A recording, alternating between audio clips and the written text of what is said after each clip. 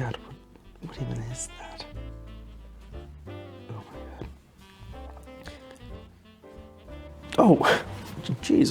Hello, friends. I didn't even see you there. I was just reading this Christmas story about some baby or something. But it reminded me of another Christmas story. The story of a man born on Christmas Day. Probably the most famous person ever born on Christmas Day. I'm sure you know who I'm talking about. Yes, today we will be discussing the one and only Jimmy Buffett. At least we were going to talk about Jimmy Buffett, but then I did some research and I realized that Jimmy Buffett isn't actually all that interesting. So I thought, since I couldn't think of anyone else substantial that was born on Christmas, that we'd look at the day before Christmas. Yes, December 24th. And this person is probably the most famous person born on December 24th, right after Dr. Anthony Fauci and about 20 TikTok stars I've never heard the names of. Yes, today I will be telling you the Christmas story of Ryan Seacrest. And stay tuned for the end for a little holiday gift from my family to yours. Enjoy.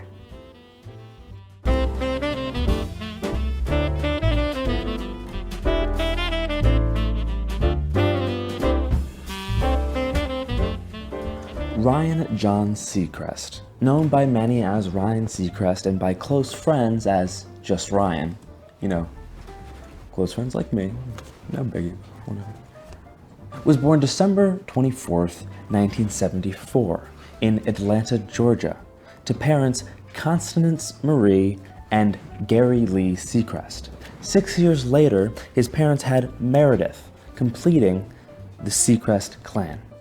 Now, Ryan showed interest in broadcasting and journalism at an early age. A matter of fact, in an interview with an Atlanta-based newspaper, Ryan's mother recalls that when Ryan was little, instead of playing with action figures and G.I. Joe men, Ryan would play with a little toy microphone.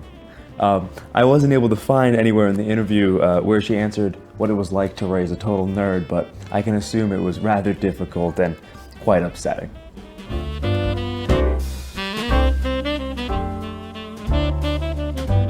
Ryan grew up in Dunwoody, Georgia, and attended Dunwoody High School.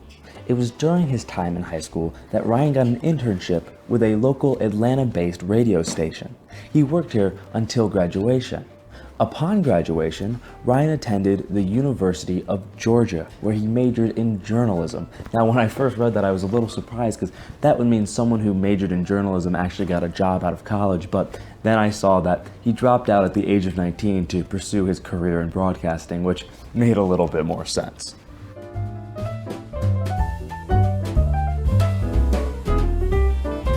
And clearly, Ryan went on to become a very successful broadcaster as well as TV show host. One of his most prominent roles is as the host of the wildly successful American Idol, which he began hosting in 2002, originally with co-host Brian Dunkelman. The two can be seen in some of the most 2002 images in existence on the screen. Brian left the show after just one season, leaving Ryan as the sole host from 2003 until present. Another one of Ryan's very substantial roles is as the host of the Dick Clark's New Year's Rockin' Eve. Ryan originally co-hosted the show with Dick Clark from 2005 until Dick's passing in 2012. After this, Ryan has hosted the event with hosts Jenny McCarthy as well as Lucy Hale. So all of this is well and good, but now I'd like to take a moment to highlight some of Ryan's roles in both movies and television. The roles that really made him a star, that really launched him into fame's spotlight. The roles that me and you remember so well. The first of which being, of course, the 1995 TV series Reality Check, starring Ryan Seacrest as Jack Kraft.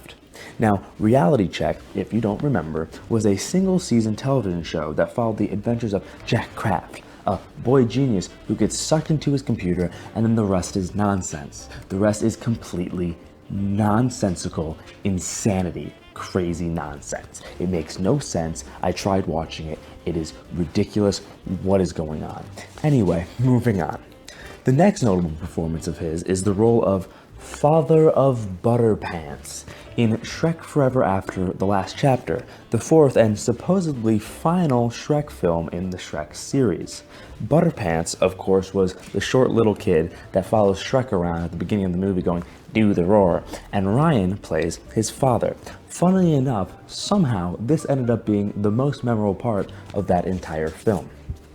But not nearly as memorable as the last show I'll be discussing today, which of course has to be the 2008 MTV reality television show Bromance, directed by Ryan Seacrest and starring Brody Jenner.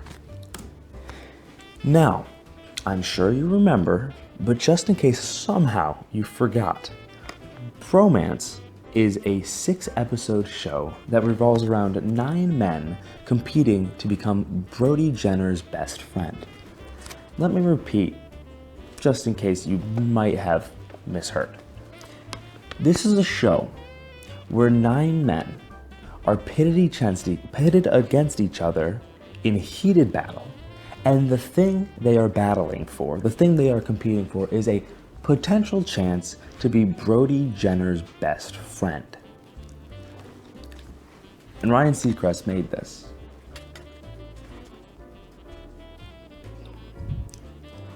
He made that. A competition show where 9 men compete to be Brody Jenner's best friend. That's all I have to say about that.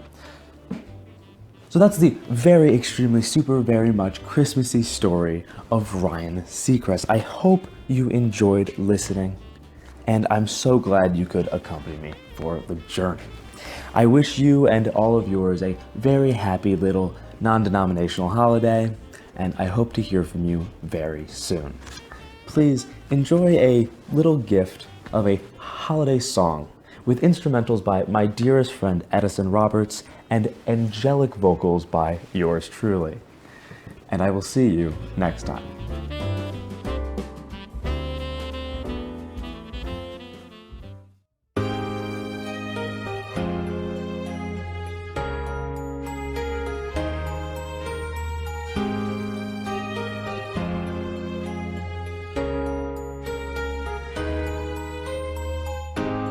Nibbling on sponge cake, watching the sun bake.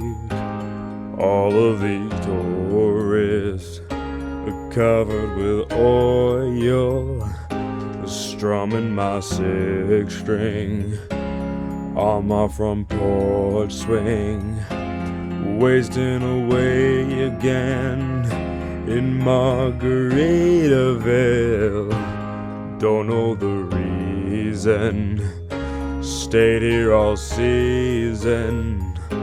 Nothing to show but this brand new tattoo. But it's a real beauty, but how it got here I don't have a clue. Wasting away again in Margaritaville. I blew out my flip-flop, stepped on a pop-top, cut my heel, had to cruise on back home. Whoa, whoa, whoa. But there's booze in the blender, and soon it will render that frozen concoction that helps me hang on.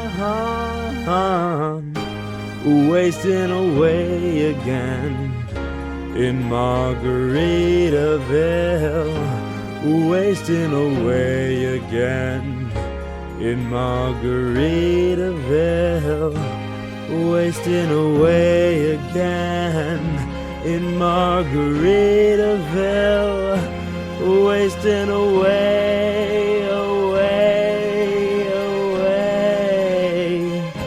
Some people claim that there's a woman to blame, but I know, yes I know, yes I know, I know, I know.